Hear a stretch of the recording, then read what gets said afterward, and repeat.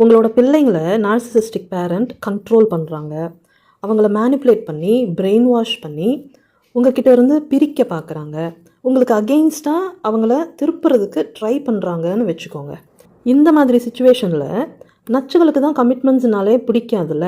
அப்போது அவங்களோட இந்த வீக்னஸை வச்சு அவங்கள அட்டாக் பண்ணலான்னு பிளான் போட்டு பிள்ளைங்கள மொத்தமாக அவங்க பொறுப்பில் விட்டுட்டு அவங்க என்ன பண்ணாலும் கொஞ்ச நாளைக்கு கண்டுக்காமல் இருந்துட்டா இது என்னடா வம்பா போச்சு, நம்ம இவங்கள ஹர்ட் பண்ணுறதுக்காக பிள்ளைங்களை இவங்கக்கிட்டே இருந்து பிரித்து இவங்களுக்கு அகெயின்ஸ்டாக திருப்பி விடலாம்னு பார்த்தா இதான் சாக்குன்னு இவங்க பசங்களை மொத்தமாக நம்ம தலையில் கட்டிட்டு இவங்க எனக்கு என்னன்னு ஜாலியாக இருக்காங்களே, இப்படியே விட்டால் வேலைக்கு ஆகாது, பசங்களை இவங்களே பார்த்துக்கிட்டோன்னு சொல்லி நீங்கள் எதிர்பார்த்த மாதிரி இந்த நச்சுகள் தன்னால் வழிக்கு வருவாங்க. இந்த கமிட்மெண்ட்ல இருந்து தப்பிக்கிறதுக்காக அவங்களாவே பிள்ளைங்களை உங்ககிட்ட நெருங்க விடுவாங்கன்னு மட்டும் தப்பு கணக்கு போட்டுடாதீங்க.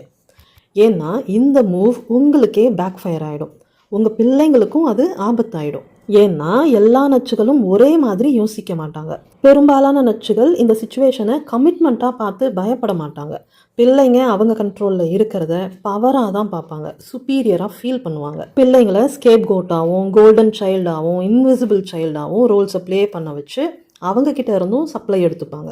நீங்கள் கண்டுக்காமல் அவாய்ட் பண்ணுற இந்த சுச்சுவேஷனையும் தனக்கு சாதகமாக யூஸ் பண்ணிக்கிட்டு உங்களுக்கு உங்கள் பிள்ளைங்க மேலே அக்கறையே இல்லைன்னு சொல்லி அவங்கள மேலும் பிரெயின் வாஷ் பண்ணுவாங்க.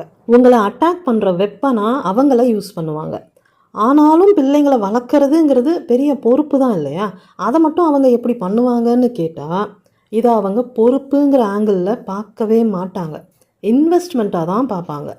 அவங்களுக்கு பெனிஃபிட் இருக்கிற பட்சத்தில் பிள்ளைங்க மேலே பணம், டைம், எனர்ஜின்னு எல்லாத்தையும் இன்வெஸ்ட் பண்ணுவாங்க. ஸோ உங்கள் கிட்ஸோட கோபேரண்ட் பேட்டர்ன் என்னங்கிற தெளிவு இல்லாமல் தப்பான மூவ்ஸ் எடுக்காதீங்க. வேறு எந்த நார்சிசிஸ்டிக் ரிலேஷன்ஷிப்பாக இருந்தாலும் அதில் வர்ற இஷ்யூஸை பார்த்து பக்குவமாக தான் ஹேண்டில் பண்ணணும். நார்சிசிஸ்டோட பேசிக் ட்ரேட்ஸை பற்றி தெரிஞ்சுக்கிறதுக்கும் அவங்களோட பேட்டர்னை பற்றி இன் அண்ட் அவுட் அனலைஸ் பண்ணி கம்ப்ளீட்டாக புரிஞ்சுக்கிறதுக்கும் நிறைய வித்தியாசம் இருக்குது. தெளிவான புரிதல் இல்லாமல் நீங்கள் பேசிக்காக தெரிஞ்சுக்கிட்ட விஷயங்களை வச்சு தப்பான மூவ்ஸ் எடுக்கிறதால இருக்கிற பிரச்சனை இன்னும் பெருசாகாமல் பார்த்துக்கோங்க. உங்களோட நார்சிசிஸ்டிக் ரிலேஷன்ஷிப் பற்றி டீப்பாக இன் அண்ட் அவுட் புரிஞ்சுக்கிறதுக்காக நிறைய வீடியோஸை பார்த்து நாலேஜ் டெவலப் பண்ணிக்கோங்க. ஸ்பெசிஃபிக்காக உங்களோட நார்சிசிஸ்டிக் ரிலேஷன்ஷிப் இஷ்யூஸ் பற்றி தெளிவுபடுத்திக்கிறதுக்காக என்கிட்ட பெய்ட் செஷன் அட்டென்ட் பண்ணணும்னு நினைக்கிறவங்க ஸ்க்ரீனில் தெரிகிற இந்த வாட்ஸ்அப் நம்பருக்கு மெசேஜ் பண்ணுங்கள்.